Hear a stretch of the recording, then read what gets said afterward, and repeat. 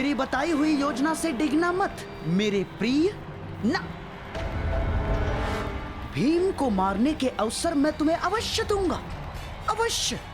किंतु इस समय मेरी बताई हुई बात पर टिके रहना तुम।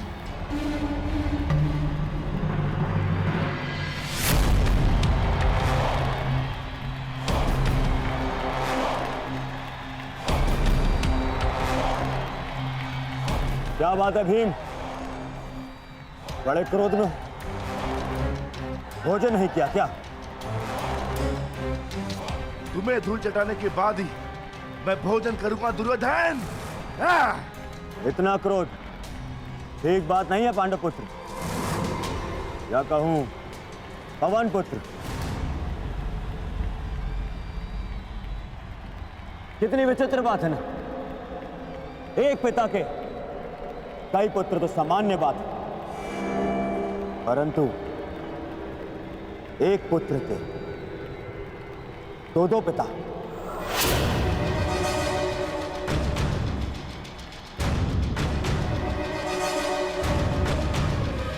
बड़ी असामान्य बात है ना, पर तुम्हारे लिए असामान्य कैसे? 5 भाई, 2 माए और 6 पिता।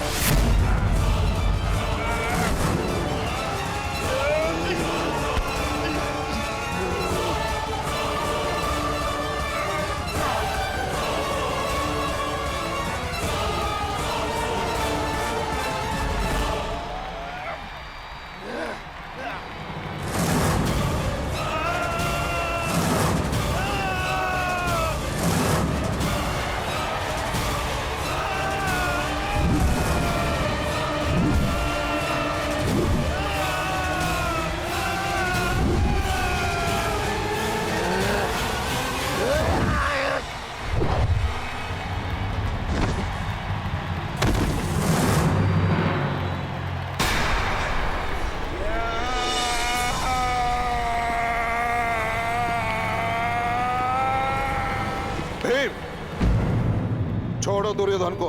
नहीं गुरुदेव, आज नहीं। तुमने इसका रक्त बहाया है भीम, अब तुम इस स्पर्धा के लिए पात्र नहीं हो।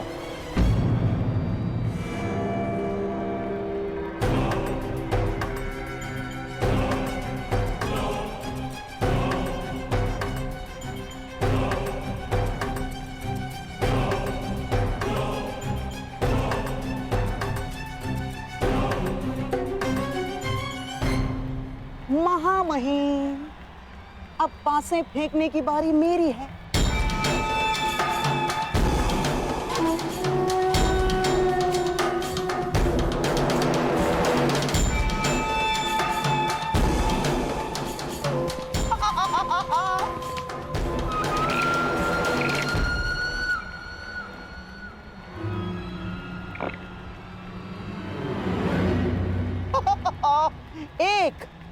एक यानी राजकुमार युधिष्ठिर।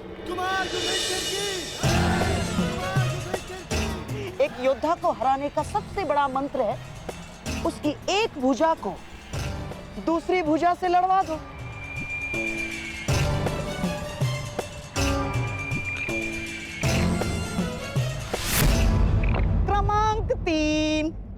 क्रमांक 3 यानी राजकुमार अर्जुन।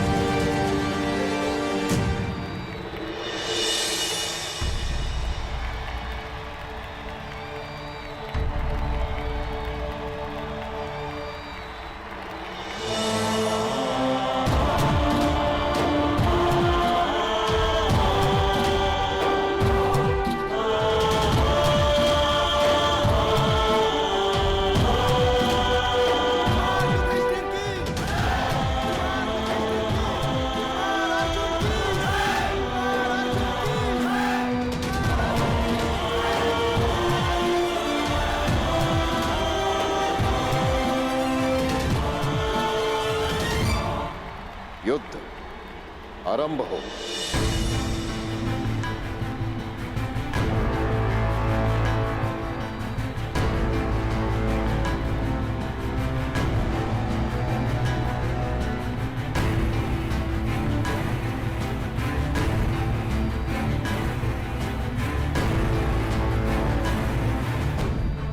तो अपने सर्वश्रेष्ठ धनुर्धर होने का प्रमाण कब दोगे कर्ण? बस निमंत्रण मिल जाए। राजपुत्रों के प्रदर्शन में तुम्हें निमंत्रण कौन देगा कर्ण? आचार्य द्रोण, धनुर्धरों के महान गुरु आचार्य द्रोण। वो स्वयं मुझे निमंत्रण देंगे रुशाली। देखते हैं।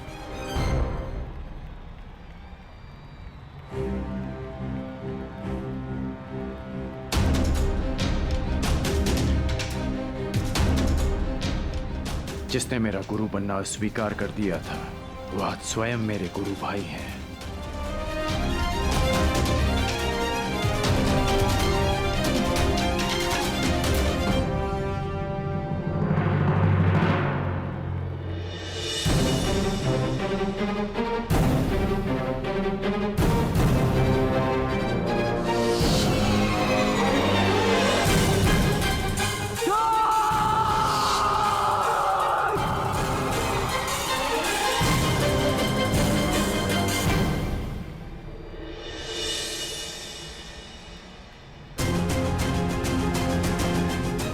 प्रारंभ करो अर्जुन।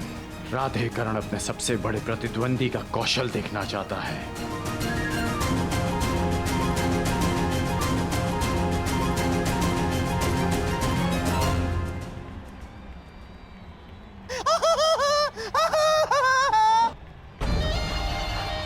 आज ही इस रंगभूमि में दूसरी बार दो भाइयों के प्रेम का उदाहरण देखने को मिलेगा।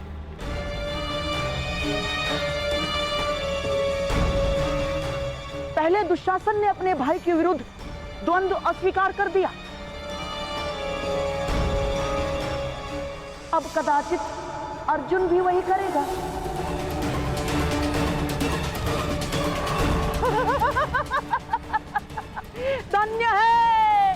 धन्य है हस्तिनापुर, धन्य है। बोलो अर्जुन, क्या अपनी हार स्वीकार करोगे या अपने देव समान ज्येष्ठ भ्राता के साथ द्वंद्व करोगे?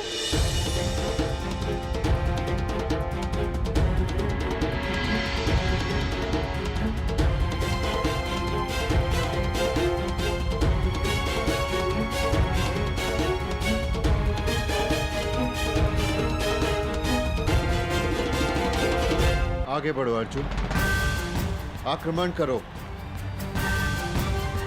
मुझसे युद्ध करना इस समय तुम्हारा कर्तव्य है।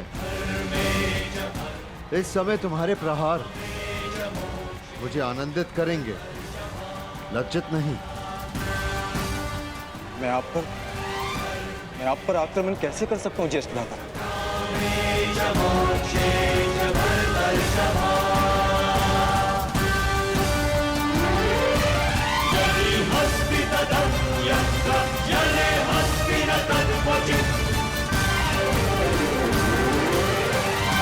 अब क्या होगा?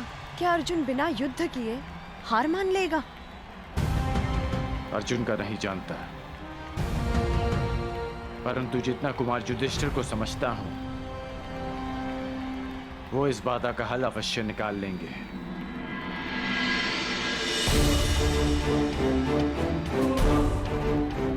लगता है अंतिम चरण का अंतिम द्वंद्व ज्येष्ठ कुंती पुत्र और ज्येष्ठ गांधारी पुत्र में ही होने वाला है। क्षमा कीजिएगा मामाश्री, परंतु इस द्वंद्व का विजेता घोषित होना शेष है।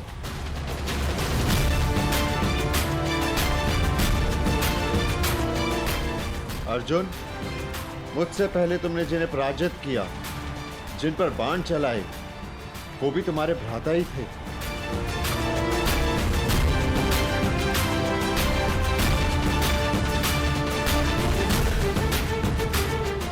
अब मुझ पर प्रहार ना करके तुम मुझे लज्जित करोगे? मेरे मन में सदैव ये भार रहेगा कि मेरे अनुज ने पक्षपात किया है।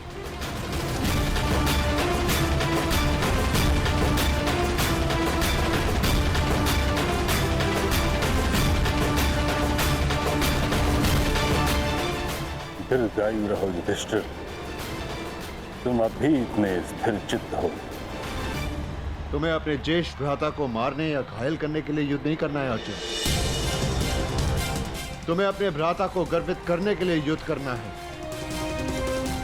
संसार को यह बताने के लिए युद्ध करना है कि तुम्हारे रहते तुम्हारे ज्येष्ठ भ्राता और हस्तिनापुर किसी भी शत्रु से सुरक्षित हैं।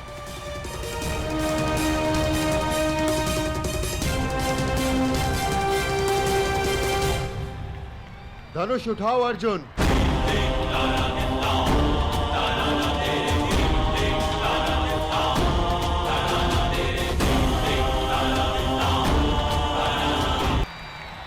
धनुष उठाओ अर्जुन।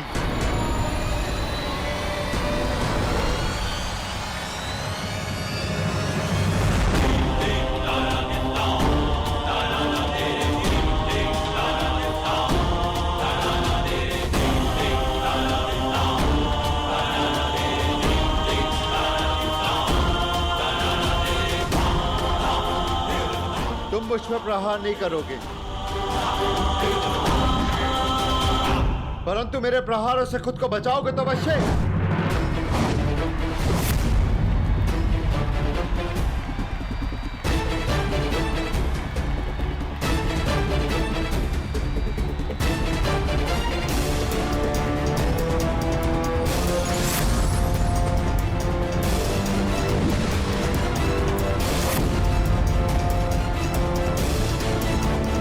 क्या अर्जुन केवल बचाव ही करता रहेगा?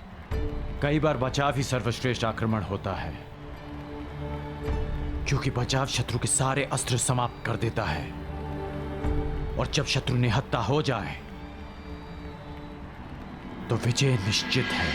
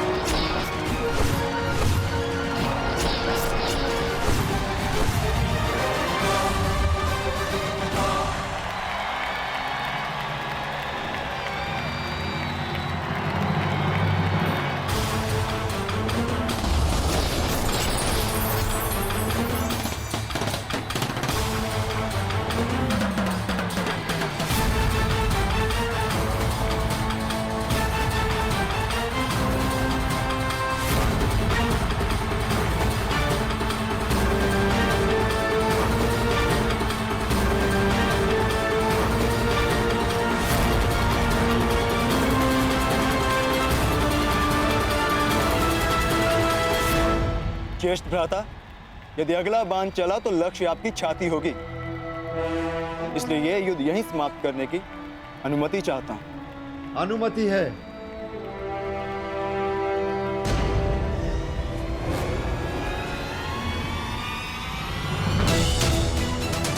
तुम्हारे हाथों मिली ये पराजय किसी भी विजय से अधिक गर्व देने वाली है।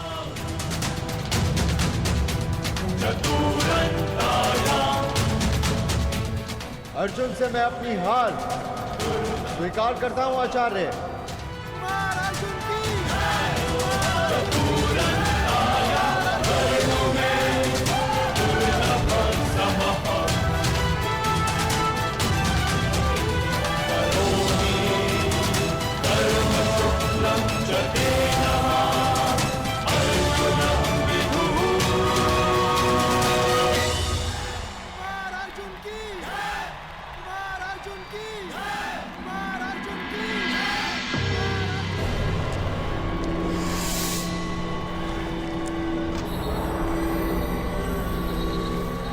आपने तो कहा था कि एक भुजा को दूसरी भुजा से लड़वा दो, योद्धा समाप्त।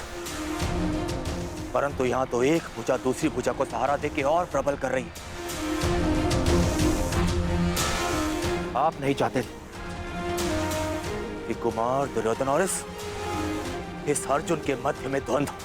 हाँ, मैं अवश्य चाहता था कि दुर्योधन को अर्जुन का सामना ना करना पड़े, परंतु ये जानता भी था कदाचित ऐसा ही होगा। इसीलिए आपसे सहायता की मांग की है गुरुपुत्र अश्वत्थामा। स्मरण है ना आपको क्या करना है? तो अब इस अर्जुन को अपने माया जाल के व्यूह में फंसाने के लिए तैयार रहो अश्वत्थामा। अब इस रंगभूमि में ऐसी धूल उड़ेगी कि मेरे प्रिय होने वाले सम्राट के हाथों अर्जुन धूल चाटेगा।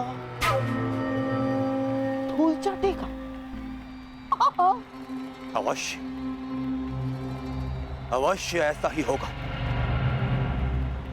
अवश्य ऐसा ही होगा।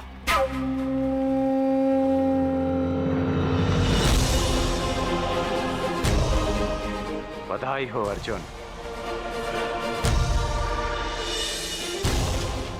और आपको भी बधाई हो आचार्य द्रोण कि आपने मेरे लिए एक श्रेष्ठ प्रतिद्वंदी तैयार किया है।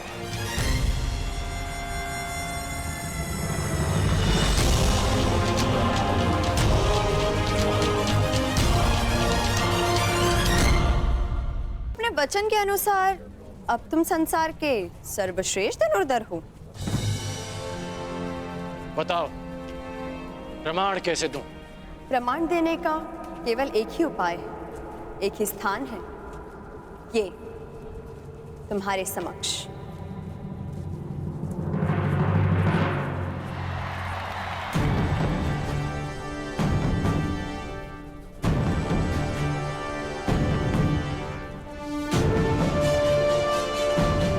तुम अब तक नहीं बदली रुशाली, परंतु मैं देखना चाहती हूँ कि अपने वचन के अनुरूप तुम बदले हो या नहीं। आओ दिखाता